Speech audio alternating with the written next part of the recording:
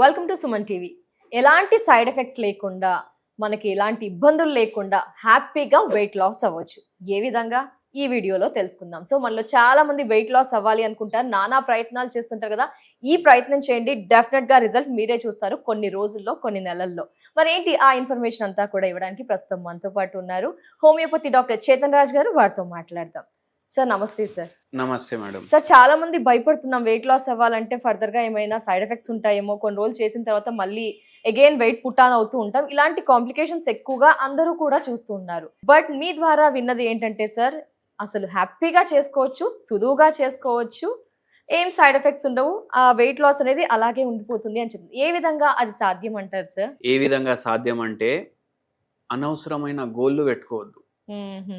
ఇప్పుడు నేను చెప్తా, ఉదాహరణకి బీటెక్ పాస్ అవ్వంగానే న్యూస్ పేపర్లో చూస్తాం, ఒక పిల్లోనికి ₹1,00,00,000 జీతం జాబ్ వచ్చిందని.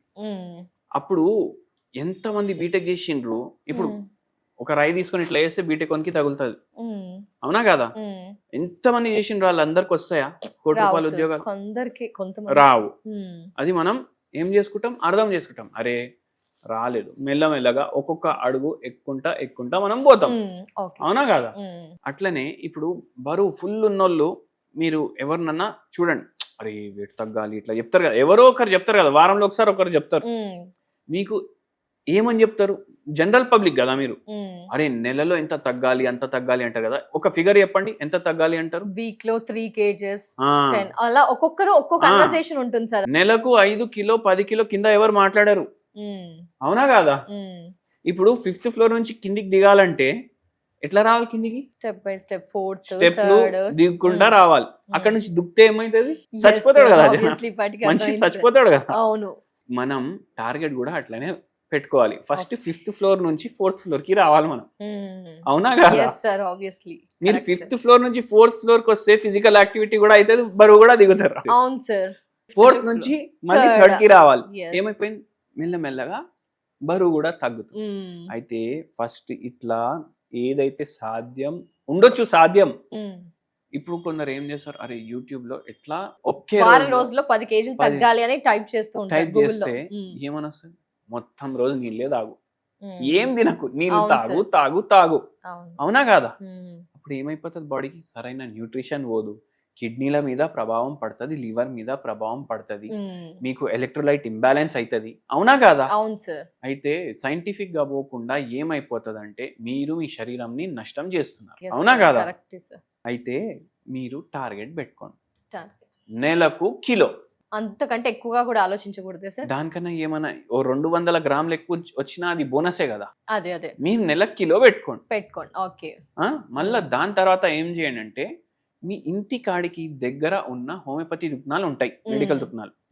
హోమియోపతి మెడికల్ దుకాణంకి పోయి నాకు ఫైటో లెక్క బెర్రీ 0/3 పొటెన్సీ అంటే దాని పవర్ మందుది 0/3 పొటెన్సీ నాకు మీరు ఇవ్వండి. ఎంతకి? నెలకు సరిపడా తీసుకోవాలా సార్? నెలకి సరిపోయినంత తీసుకోండి. పొద్దుగాల 10 గోళీలు, పొద్దుమికి 10 గోళీలు, దానికి క్యాప్ ఉంటుంది, దాంట్లో వేసుకొని తినేసేయండి. చేతితోటి ముట్టుకోవద్దు దాన్ని. Okay sir. అది మీరు చేస్తారు. దీంట్లో ఏం ప్రాపర్టీలు ఉంటాయంటే, మెటబాలిక్ యాక్టివిటీ మంచిగా అయ్యేటట్టు ఉంటాయి, బరువు తగ్గడానికి కూడా హెల్ప్ అవుతుంది. ఇది మీరు చేయండి. మళ్ళీ దాని తర్వాత ఏం చేయండి అంటే, మీరు ఎంత తినాలనిపిస్తే దానికి సగం తినండి. 7-8-10 దోశలు తినేటోళ్ళు కూడా ఉంటారు, అవును సార్, ఇంటికాడ తింటే. బ్రేక్ఫాస్ట్ హెవీగా చేయాలని అది మైండ్ లో పెట్టుకొని 5 దోశలు తినే అవసరం లేదు. హోటల్కి వెళ్తే ఎన్ని తింటారు చెప్పండి మీరు? ఒక్కటి. ఎందుకు? అరే ఇంకా తింటే వాడు అనుకుంటా దిష్టి పెడతాడు వాడు, అరే నేను ఇంత తింటున్నా, బిల్ కూడా. అదే ఇంట్లో ఆలోచించాను కదా, అన్లిమిటెడ్ ఫుడ్ ఇంట్లో. 4 తినాలనిపిస్తుంది అనుకోండి, ఇంత చిన్న దోశలు 2 తినండి. డెఫినెట్లీ. అరే ఆకలి అయితే నీరసం అయిపోతుంది, చచ్చిపోతా నేను అనేసి చాలా మందికి థాట్లు వస్తుంది. ఎవరైనా ఇట్లా 4 దోశలు బదులు 2 దోశలు తిని చచ్చిపోయిండు ఎప్పుడైనా న్యూస్ పేపర్ లో చూసిండ్రా? మళ్ళా కాకపోతే ఆకలి వేసి కొంచెం ఎక్స్ట్రాగా స్నాక్స్ అవి ఏమైనా యాడ్ చేస్తూ ఉంటారేమో. మనం బరువు ఎందుకు పెరిగింది అంటే ఏం రోగం లేదనుకోండి, రోగాల వల్ల కూడా పెరుగుతుంది. అందుకే స్టార్ మార్క్ చెప్తున్నా నేను, మ్యూచువల్ ఫండ్ కొనేటప్పుడు ఎట్లా స్టార్ మార్క్ ఉంటుంది అట్లా. ఎందుకు పెరిగింది? రోగం లేదు, గీగం లేదు, ఏం లేదు. ఎందుకు పెరిగింది? ఎంత ఇన్పుట్ ఉంది అంత అవుట్పుట్ లేదు. మీ శరీరానికి ఫిజికల్ యాక్టివిటీ లేనప్పుడు ఆటోమేటికలీ స్టోర్ అవుతుంది కదా ఫుడ్. ఇది కామన్ లాజిక్ ఇది. అంటే మీరు ఎందుకు నీరసం వచ్చి పోతారు చెప్పండి? సగం తింటున్నారు, రోగం లేదు, ఏమీ లేదు, అవునా కాదా? అయితే ఎంత తినాలనిపిస్తే దానికి సగం, ఎంత తినాలనిపిస్తే దానికి సగం తింటున్నారంటే సగం క్యాలరీలు వైప్ అవుట్ చేసి, అవునా కాదా? అవును సార్. ఇప్పుడు నెలకు మీరు 2 కిలోలు కూడా తగ్గుతారు. ఫస్ట్ 1 month మీకు అంత తేడా అనిపించదు. సెకండ్ 1 month లో మీకు 1.5 kgs 2 kgs వరకు కూడా డిఫరెన్స్ ఉంటుంది. రోజు ఆ వేయింగ్ మిషన్ కొని గంటకు ఒకసారి వెయిట్ చెక్ చేయొద్దు. కొంచెం ఇట్లా వారమే చేస్తే అందరు అరే బక్కగా అయిపోతున్నావు, చిక్కిపోతున్నావు, ఏమన్నా రోగం వచ్చిందా అది ఇది అంటారు. అరే నేను బక్కగా అయిపోయినా, సాధించేసిన అనేసి ఫుల్ మళ్ళీ తినొద్దు.